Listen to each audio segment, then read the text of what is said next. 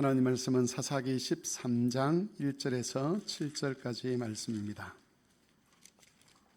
사사기 13장 1절에서 7절까지의 말씀을 한 절씩 교독하겠습니다. 사사기 13장 1절에서 7절입니다. 구약성경 384쪽입니다. 말씀을 교독하겠습니다. 이스라엘 자손이 다시 여호와의 목전에 악을 행하였으므로 여호와께서 그들을 40년 동안 블레셋 사람의 손에 넘겨주시니라.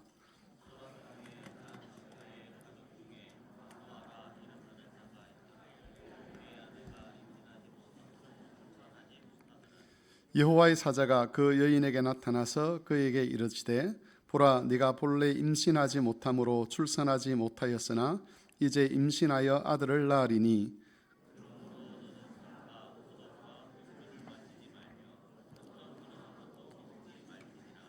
보라, 내가 임신하여 아들을 낳으리니 그의 머리에 삭도를 대지 말라. 이 아이는 태에서 나옴으로부터 하나님께 바쳐진 나실인이 됨이라. 그가 블레셋 사람의 손에서 이스라엘을 구원하기 시작하리라 하시니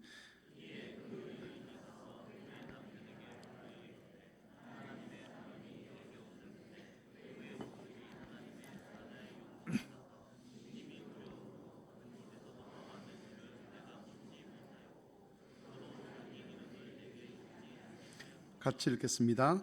그가 내게 이르기를 보라, 내가 임신하여 아들을 낳으리니 이제 포도주와 독주를 마시지 말며 어떤 부정한 것도 먹지 말라. 이 아이는 태에서부터 그가 죽는 날까지 하나님께 바쳐진 나실인이 됨이라 하더이다 하니라. 아멘. 찬송하겠습니다.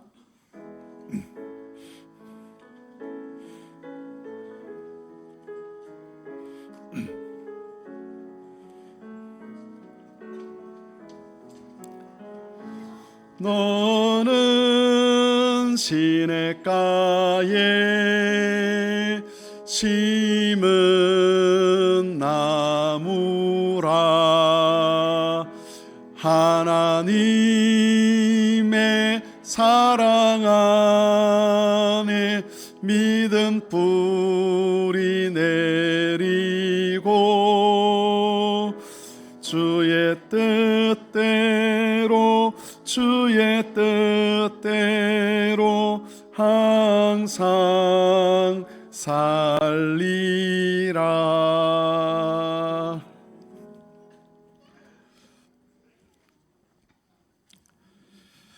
네, 오늘 본문 말씀으로 13장 1절에서 7절까지를 읽었지만 오늘 말씀은 13장에서 16장까지의 내용을 함께 다루도록 하겠습니다. 우리가 잘 알듯이 사사기 13장에서 16장까지는 구원자 삼손에 관해서 하나님께서 기록한 말씀입니다. 지난번에 제가 한 2년 전인가요? 3년 전인가? 이 삼손에 관한 설교를 하면서 그때도 처음 시작하면서 이런 말씀을 드렸습니다. 성경에서 가장 오해가 많은 인물이 삼손이다, 이런 말씀을 드렸는데, 우리가 흔히 사람들이 기억하기에 삼손이라는 인물은 하나님으로부터 중대한 직책을 받았음에도 불구하고 그 직책을 소중히 여기지 못하고 음란한 여인과 놀아나다가 자신의 사명을 다하지 못한 채 죽은 자, 이런 식으로 삼손에 대해서 생각을 합니다.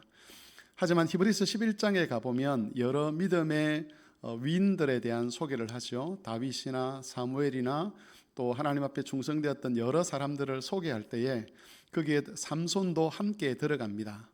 사람들은 삼손의 기사를 읽으면서 음란한 여인과 노란한 잘못된 구원자, 이렇게 보지만 성경은 그렇게 해석을 하지 않는다는 거죠. 그러면 우리가 기존에 가지고 있던 생각은 고쳐야 되는 것이고, 성경의 계시를 따라서 삼손에 대한 기사를 다시 읽어야 할 필요가 있습니다. 그 내용은 이전에 제가 설교를 했기 때문에 오늘은 중요한 내용만 가지고 말씀을 드리도록 하겠습니다. 분명히 우리가 알아야 할 것은 삼손은 결코 실패한 구원자가 아니었다는 것이죠. 하나님 앞에 신실한 사람이었고, 우리가 오해하고 있는 많은 부분들이 사실은 우리가 지금 이 21세기라는 사회 속에서 살아가는 우리의 생각과 우리의 방식의 이해를 가지고 성경을 읽기 때문에 그래서 오해가 생기는 것이고, 삼손을 제대로 읽기 위해서는 성경으로 성경을 해석하는 그 원칙을 우리가 지켜가면 이 삼손을 전혀 다른 인물로 우리가 볼 수 있게 되는 겁니다. 그 부분에 대해서는 설교 영상을 참고를 하시면 좋겠습니다. 삼손은 블레셋의 압제하에 있는 이스라엘 백성을 구원하기 위해서 하나님이 보내신 구원자였습니다. 사사였습니다. 당시에 이스라엘 백성의 신앙은 크게 두 가지 문제를 가지고 있었는데, 첫 번째는 그들이 블레셋의 지배를 받고 있었다는 겁니다. 가나안 땅은 하나님께서 이스라엘 백성들에게 기업으로 주신 땅입니다. 반복해서 말씀을 드리지만 기업이라고 하는 것은 하나님이 약속하신 구원을 누릴 수 있는 터전을 하나님이 주셨다는 것이죠. 하나님의 구원을 누리고 그 속에서 안식하고 만족하고 복된 삶을 살아갈 수 있도록 하기 위해서 하나님이 가나안 땅을 주셨는데, 바로 그렇게 복을 얻은 땅에서 이스라엘 백성은 전혀 복을 누리지 못했습니다. 오히려 이방인들의 지배를 받고 그들의 압제를 받는 상황에 놓여 있었다는 것이죠. 이게 그 당시 이스라엘 백성들이 가지고 있었던 첫 번째 문제였습니다. 두 번째는 그렇게 지배를 받고 살아가면서도 이스라엘 백성들 마음에 하나님께 대한 믿음이 없었다는 겁니다. 고통을 받고 압제를 받고 하나님이 주신 복을 누리지 못하면 그 속에 하나님께 대한 부르짖음이 있어야 합니다. 이렇게 살면 안 되는 거구나. 이렇게 살아가는 것이 하나님 백성다운 삶이 아니구나.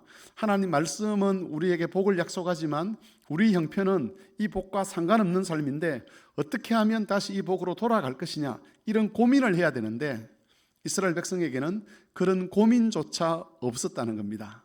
그래서 고통을 당하고 압제를 당하고 그렇게 하면 부르짖어야 되는데 부르짖을 마음이 없었다는 것이죠. 레위기에 보면 하나님께서 이스라엘 백성들에게 환난을 주고 고통을 주고 특별히 이방인들을 통해서 이스라엘이 침략을 당하도록 하시는 목적이 있습니다. 그때는 어떤 때냐면 이스라엘이 하나님을 잊어버리고 하나님의 언약의 말씀을 외면하고, 그래서 고통을 받는 중에 그 고통 속에서 하나님께 부르짖도록 하기 위해서 하나님께서 고통을 주시는데, 이 블레셋 지배하에 있던 삼손 시대의 이스라엘 백성들은 부르짖는 것조차 하지 않았다는 것이죠. 그들 마음에 하나님께 대한 믿음 자체가 완전히 다 잊혀져 버린 겁니다. 하나님 여호와라는 이름이 이스라엘 백성들에게는 아무 의미가 없는 그런 이름이었다는 것이죠. 그래서 마치 불신자들이 하나님을 대하는 것, 언약 자손 아닌 사람들이 하나님을 생각하는 것과 이스라엘이 하나님을 생각하는 것이 다르지를 않았다는 겁니다. 이런 상황에서 하나님께서 삼손을 이스라엘의 사사로 세우시고 그들의 구원자로 보내셨습니다. 삼손이 해야 될 일은 두 가지였습니다. 첫 번째는 이스라엘 백성들에게 그들의 기업을 다시 돌려주는 겁니다. 그 땅에서 하나님의 언약의 복을 누릴 수 있도록 블레셋을 쫓아내고 그 땅을 하나님의 기업으로 이스라엘이 차지하도록 하는 것, 그게 구원자로 보냄을 받은 삼손이 해야 될 첫 번째 일이었습니다. 두 번째는 이스라엘 백성들의 마음, 심령을 회복시키는 일이었습니다. 하나님을 찾을 수 있도록, 하나님의 이름을 구할 수 있는 그런 심령이 되도록, 그들이 당하는 고통에 대해서 아파할 줄 알고 그들이 당하는 그 현실 앞에서 하나님께 부르짖을 마음을 갖도록 하는 것, 이게 삼손이 해야 될 일이었습니다. 이 두 가지 큰 사명을 가지고 하나님은 삼손을 태어날 때부터 나실인으로 삼으시고 그 나실인의 표로서 머리를 깎지 못하도록 그렇게 명령하시고 어렸을 때부터 나실인의 사역을 감당하게 하신 것이지요. 그런데 재미있는 표현은 오늘 우리가 읽었던 것처럼 하나님의 사자가 그 부모에게 삼손에 대한 이야기를 할 때에 삼손이 이스라엘을 구원할 것이다 그렇게 말씀하지 아니하시고 뭐라고 말씀하시느냐 하면 구원을 시작할 것이다 그렇게 말씀하고 있습니다. 그러니까 이 삼손이 구원 활동을 하는데 삼손이 모든 구원 활동을 다 끝내는 것이 아니라 삼손부터 이제 시작한 그 구원 활동이 시작이 된다는 것이죠. 삼손의 사역을 통해서. 그러면 언제 하나님께서 말씀하신 이 구원이 완성되는가라고 했을 때 1차적으로는 다윗 왕 때에 완성이 됩니다. 다윗 왕 때에 가보면 이스라엘 백성들이 그 가나안 지역에서 블레셋을 쫓아내는 이야기가 나옵니다. 특별히 나중에 살펴보겠지만 다윗의 용사들이 블레셋의 가장 위대한 장군들 그리고 군사들을 다 섬멸하고 블레셋의 지배하에서 이스라엘을 완전히 해방시키는 이야기가 사무엘 하에 나옵니다. 그때 첫 번째 구원의 첫 번째 요소가 완성이 되는 것이죠. 그리고 또 다윗 사울 시대에 가보면 비로소 이스라엘 백성들이 블레셋 때문에 부르짖는 이야기가 나옵니다. 삼손 때에 하나님께서 부르짖도록 이스라엘 백성을 자극하고 그들의 심령을 고치는 일을 하셨는데 삼손 때에는 이스라엘 백성이 부르짖지 않습니다. 언제냐면 나중에 다윗 왕 때에 가면 또 사무엘 때 가면 그때 하나님께 부르짖는 이야기가 처음 등장합니다.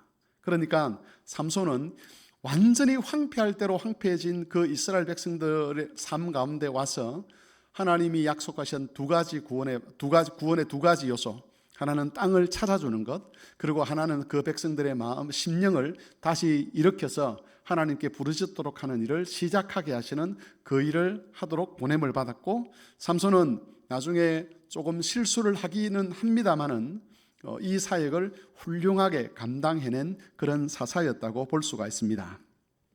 오늘 첫 번째로 살펴볼 것은 삼손의 첫 번째 사역이죠. 블레셋의 압제로부터 이스라엘 백성들을 구원해내는 일입니다. 우리 성도님들은 삼손 이야기에 등장하는 몇 가지 재미있는 흥미로운 사건들을 아시죠? 그 중에 하나가 사자를 죽이고 그 사자에게서 꿀을 얻는 이야기입니다. 이 이야기가 왜 갑자기 성경에 기록되어 있을까라고 생각을 할 수 있는데, 그래서 어떤 사람들은 이건 신화다 또는 재미있는 이야기거리를 만들기 위해서 가져온 거다 이런 저런 주장들을 많이 합니다만은 오늘 본문을 통해 오늘 이 말씀을 통해서 이 삼손이 사자를 죽이고 그 속에서 꿀을 채취해서 먹는 이것이 장차 블레셋을 이기게 하시고 이스라엘 백성들에게 다시 젖과 꿀이 흐르는 땅을 찾아주시려고 하시는 하나님의 뜻, 하나님의 계획을 이 사자 사건을 통해서 나타내신 것이라고 그렇게 볼 수가 있습니다. 거기 내드린 종이에 보시면 네모칸에 14장 5절 6절 삼손과 사자에 관한 이야기가 나오고요. 그 다음에 15장 14절에 삼손과 블레셋에 관한 이야기가 나옵니다. 그런데 이 문장 구조가 꼭 닮아 있습니다. 거기 있는 글을 한번 참조해 보십시오. 삼손이 딥나의 포도원에 이른 적이라고 되어 있는데 14장 5절 6절에서는 15장 14절에서는 삼손이 레히에 이르매라고 그렇게 되어 있습니다. 그리고 14장 5절 6절에서는 젊은 사자가 그를 보고 소리를 질렀습니다. 그리고 15장에서는 블레셋 사람이 삼손에게 소리를 질렀습니다. 그때 여호와의 영이 임해서 사자를 죽이게 하셨는데 15장에서는 그때 여호와의 영이 임해서 블레셋 사람들을 삼손이 죽이게 되었다라고 그렇게 기록을 하고 있습니다. 성경에서 이런 식의 기록 방식은 이 두 사건이 가지고 있는 의미가 똑같다는 것을 나타낼 때 이런 식의 문장 구조를 가지고 설명을 해주는 것이죠. 미리 보도록 하는 겁니다. 그래서 삼손이 사자를 죽이고 거기에서 꿀을 얻는 그 장면을 보면서 하나님께서 장차 블레셋 사람들에게 이런 식으로 하시겠구나 하는 것을 기대하도록 하는 겁니다. 이스라엘 백성이 얻었던 땅을 가리켜서 별명이 있죠. 젖과 꿀이 흐르는 땅, 이렇게 수식어가 붙어 있습니다. 하나님이 이스라엘 백성들에게 주신 땅은 젖과 꿀이 흐르는 땅이었습니다. 그리고 곳곳에서 샘이 터져 나오는 땅이었습니다. 그런데 이스라엘의 죄로 인해서 그 땅은 더 이상 젖과 꿀이 흐르는 땅이 되지 못했습니다. 하나님께서는 이스라엘 백성들에게 그 가나안 땅을 다시 젖과 꿀이 흐르는 땅으로 만들어 주고자 하신 것입니다. 그래서 블레셋으로 대변되는 사자를 죽이고 그 사자의 몸에서 꿀을 얻어서 그것을 통해서 힘을 얻게 하신 것처럼 그 블레셋을 무찌르고 그 블레셋을 쫓아내고 그들이 차지하고 있던 그곳에서 하나님이 약속하신 젖과 꿀을 그들에게 주시겠다라고 그렇게 말씀을 하는 겁니다. 우리는 이것을 통해서 하나님께서 자기 백성에게 주시고자 하는 기업을 끝내는 찾아주신다는 것을 알 수가 있습니다. 삼손을 통해서 하나님은 이스라엘 백성들이 그들의 죄로 잃어버렸던 그 기업, 하나님의 구원의 복을 누릴 수 있는 그 기업을 찾아주고자 하셨습니다. 그리고 이런 하나님의 마음이 오늘날 우리에게도 그대로 전달이 되죠. 뭐를 통해서 하나님께서 이 마음을 성취하시는가 했을 때 이 기업이 결국은 누구를 향하느냐 하면 예수 그리스도를 향한다고 이미 여러 번 말씀을 드렸습니다. 하나님께서는 우리의 참된 기업인 예수님을 우리에게 보내셔서 모든 성도들이 그 예수님 안에서 하나님의 영생을 맛보고 그 예수님 안에서 하나님의 구원의 복을 맛보고 그 예수님 안에서 참 생명의 의미가 무엇인가를 맛보아 알도록 하셨습니다. 그리고 나중에 예수님께서 재림하실 때 그 예수님 안에서 그 예수님을 터전으로 하여서 하나님의 모든 신성에 우리가 참여하여서 어느 누구도 하나님 백성 중에 어느 누구도 구원의 은혜를 누리지 못하는 사람이 없도록 그렇게 계획을 해가고 계신다는 것이죠. 그래서 삼손이 블레셋을 무찌르고 블레셋을 쫓아내고 이스라엘 백성들에게 이 가나안 땅을 다시 찾아주기 시작한 이것이 1차적으로는 다윗 때에 완성이 되었지만 그 끝이 다윗이지만 궁극적으로 하면 그리스도 안에서 이것이 끝이 난다는 것이죠. 우리가 늘 기대해야 될 것은 결코 우리의 기업이 하나님 앞에서 빼앗기지 않게 된다는 겁니다. 혹 우리가 잘못을 하고 실수를 하고 또 어떤 영적 침체에 빠져서 하나님의 뜻에 어긋나는 일을 하는 그런 경우가 있다 할지라도 자기 아들을 우리의 기업으로 내어주신 하나님께서 절대로 우리의 기업이 사라지지 않도록 하는 겁니다. 삼손을 통해서 이스라엘의 범죄한 이스라엘임에 불구하고 삼손을 통해서 그 기업을 되찾아주시는 그 하나님께서 그리스도의 십자가 죽음을 통해서 기업 되시는 그리스도를 우리에게 주셨다는 것, 그것을 기억하셔서 그리스도 안에서 참 생명과 복을 누리는 데 있어서 조금도 부족함이 없도록 하나님께 기도하고 그 소망 안에서 남은 날들을 살아가는 우리 성도들이 되실 수 있기를 바랍니다. 삼손의 두 번째 사역은 이스라엘 백성들의 마음을 새롭게 하여서 하나님을 찾도록 하는 겁니다. 13장에서 16장에 이것과 관련된 여러 가지 내용들이 나타납니다. 그 중에 한 사건만 제가 여기에 가져왔습니다. 가사라는 곳이 있습니다. 가사라는 곳은 블레셋 여러 도시 중에서 요즘 식으로 말하면 가장 중요한 도시, 수도와 같은 도시가 가사라는 곳이었습니다.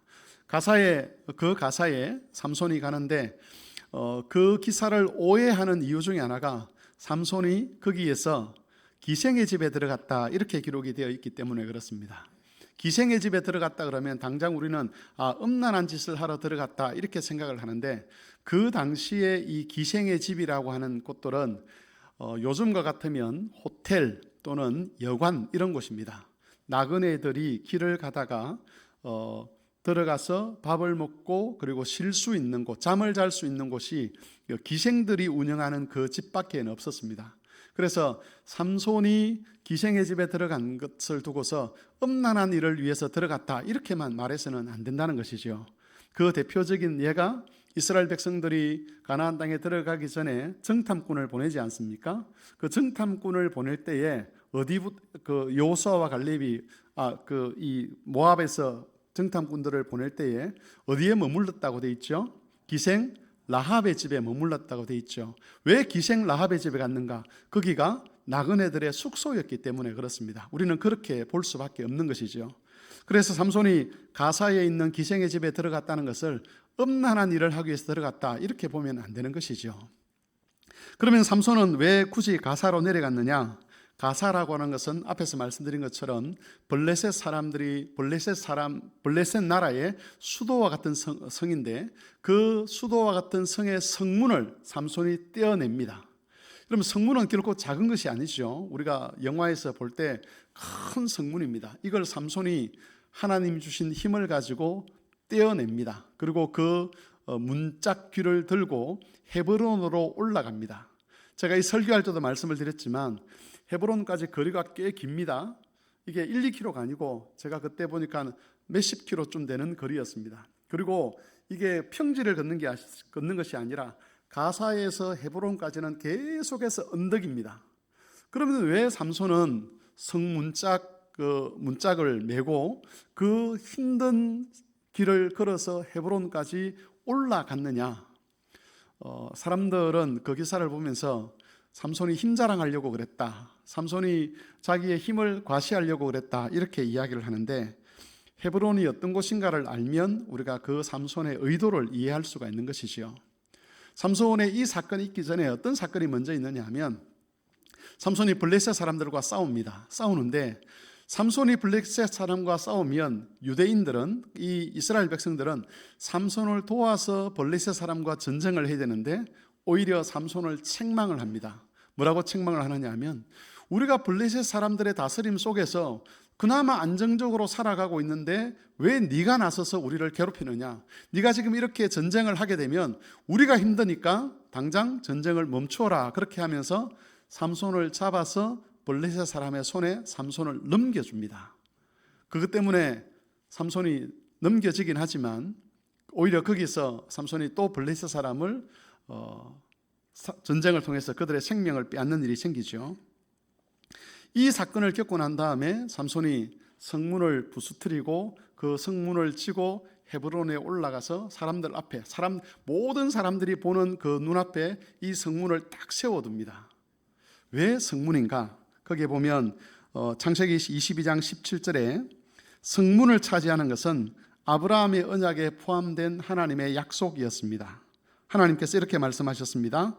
내가 네게 큰 복을 주고 네 씨가 크게 번성하여 하늘의 별과 같고 바다의 모래와 같게 하리니 너희 씨가 그 대적의 성문을 차지하리라. 성문을 차지한다는 것은 그 대적을 완전히 박살낸다는 그런 의미가 있습니다. 삼손이 가사의 그 성문을 부수고 그걸 가지고 헤브론에 와서 사람들에게 보여준다는 것은 하나님의 능력이 어떠한가를 그들로 하여금 깨우치게 하는 그런 의미가 있었습니다. 그게 첫 번째 의미고요. 두 번째는 헤브론이 어떤 곳인가 하는 겁니다. 헤브론은 아브라함이 가나안 땅에서 제일 처음 소유했던 땅입니다. 가나안의 나그네로 들어온 그 아브라함이 가나안 땅에서 하나님의 약속을 따라 제일 처음 얻었던 땅, 자기 소유로 삼았던 땅이 헤브론에 있었고, 그리고 갈렙이 아낙 자손을 몰아내고 기업으로 차지한 땅이 또한 헤브론이었습니다. 그래서 헤브론은 하나님이 어떤 분이신지, 하나님이 얼마나 능력이 많으신 분인지, 하나님이 어떻게 자기 약속을 지키시는지를 그 역사 속에 담고 있는 지역이었습니다. 그러니까 적군의 성문을 차지한 그것을 가지고 헤브론에 딱 전시를 하면서 이스라엘 백성들을 고발하는 것이죠.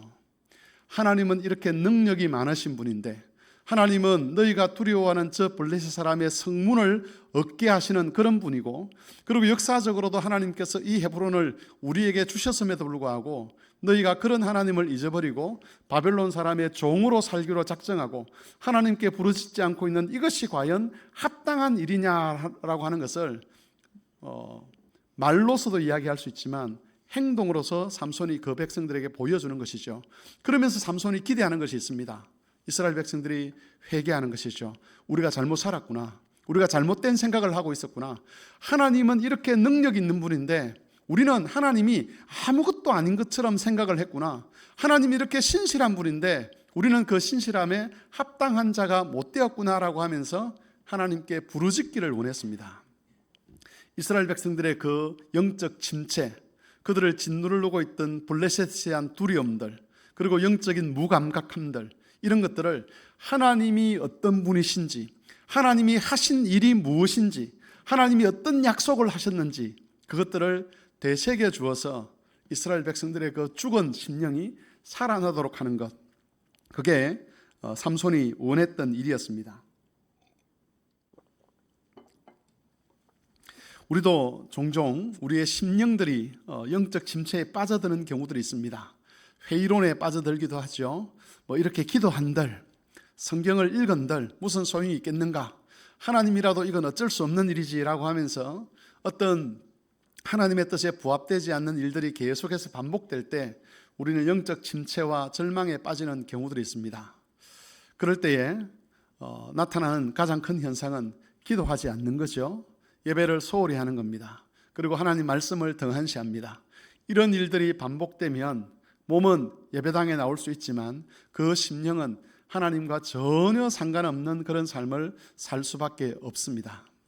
그때 하나님께서 우리에게 원하시는 것은 그 심령이 회복되는 거죠. 어떻게 회복되는 겁니까? 다시 하나님을 기대하게 하고 다시 하나님께 부르짖게 만들고 다시 교회를 위해서 헌신하게 하는 이런 것을 하나님께서 기대하시는 겁니다. 그러기 위해서는 우리가 어디에 주목해야 되느냐 하면 하나님이 어떤 분인가를 묵상하는 데 주목해야 합니다. 하나님이 하신 일이 무엇인가를 주목해야 합니다. 하나님이 과거에 어떤 일을 하셨는가 성경을 통해서도 그것을 확인해야 되고 이 교회의 역사를 통해서도 그걸 확인해야 합니다. 이 세상의 어떤 권세도 하나님의 뜻을 막을 수 없다는 것, 하나님께서 작정하시면 어떤 세상의 그런 힘도 그 하나님의 뜻을 막을 수 없다는 것을 알게 되면 기도하게 되고 소망하게 되고 부르짖게 되는 겁니다. 제가 아는 어떤 분이 가족들을 위해서 기도하다가 한 20몇 년 좀 지나고 기도하는데 아무도 예수를 가족 중에 믿지 않는 것 때문에 절망을 하고 기도하는 것을 그냥 포기를 해버렸다고 합니다. 하나님도 어쩔 수 없구나. 그래서 포기를 했는데 어느 날 성경을 읽다가 특별히 로마서를 읽다가 이런 구절을 발견했다고 합니다. 하나님은 죽은 자를 살리시며 없는 것을 있는 것으로 부르시는 분이시다. 그 성경을 잠깐 봤는데 그게 가슴에 팍 와닿더라는 것이죠. 하나님은 죽은 자를 살리고 생명이 없는 자들, 그 생명이 없는 자들을 부르셔서 생명을 주시는 분이시구나 라는 것을 자기가 묵상하고 다시 기도를 시작했다고 합니다. 그렇지, 우리 가족들은 생명 없는 자들이지, 우리 가족들은 죽은 자들이지, 영적으로 아무 감각이 없는 자들이지, 그런데 하나님의 능력은 이것보다 크구나라는 것을 확인하고 난 다음에 다시 그 말씀을 근거로 하나님께 기도를 했고 하나님께서 오랜 세월이 지난 후에 그 기도에 응답하셔서 가족들이 한 사람씩 주께로 돌아오는 일이 있었다고 합니다. 여러분, 우리는 하나님이 누구신지를 알지 못하고 하나님이 이루신 일이 무엇인지를 일에 집중하지 않게 되면 결국 시험에 들거나 영적 침체에 빠질 수밖에 없습니다. 그럴 때 하나님께서 우리에게 하시는 일이 그거죠. 역사를 돌아보게 하고 하나님을 묵상하게 하는 겁니다. 하나님이 어떤 분인지를 알고 하나님이 지금까지 해오셨던 일이 무엇인지를 알면 우리 안에 영적인 회복이 다시 일어날 수가 있는 겁니다. 여러분, 참된 구원자이신 그리스도께서도 다른 무엇보다도 우리 심령을 바꾸는 일에 열심을 내시는 분입니다. 마음으로 변화를 받아 새롭게 된 그 사람만이 하나님 앞에서 합당한 신앙생활을 유지해 갈 수가 있는 것이지요. 그래서 기도할 때에 그리스도의 구원 역사가 시작되게 하시는데 특별히 우리 심령에서부터 새로워지는 일이 있도록 우리는 늘 기도를 해야 할 것입니다. 말씀을 정리하겠습니다. 이스라엘 백성들의 삼손 당시에 이스라엘 백성들의 문제는 두 가지였습니다. 하나는 기업을 빼앗겼다는 것, 두 번째는 하나님께 부르짖지 않았다는 것. 하나님께서 삼손을 통해서 이 두 가지를 이스라엘 백성들에게 회복시켜 주시기를 시작하셨습니다. 그리고 1차적으로는 다윗 때에 그 일을 완성하셨고 궁극적으로는 예수 그리스도를 통해서 그 약속을 지키셨습니다. 하나님은 자기 백성이 기업을 잃어버리기를 원치 않으십니다. 하나님은 자기 백성이 죽은 자의 심령으로 살기를 원치 않으십니다. 그리스도 안에서 참 생명과 복을 누리고 영혼이 새로워져서 늘 하나님께 부르짖고 하나님께 기대하기를 원하신다는 것이지요. 혹 지금 우리의 심령이 또 우리의 삶이 기업을 잃어버린 자처럼 또 하나님을 기대하지 않는 자처럼 살아간다면 이것은 결코 정상적인 상태가 아니라는 것을 아시고 기업 안에서 하나님 주신 기업 그리스도 안에서 참 생명과 복을 누리는 일에 헌신하시고 뿐만 아니라 우리의 심령이 새롭게 되어서 하나님께 부르짖는 자리에 이를 수 있는 그런 모든 교우들이 되실 수 있기를 바랍니다.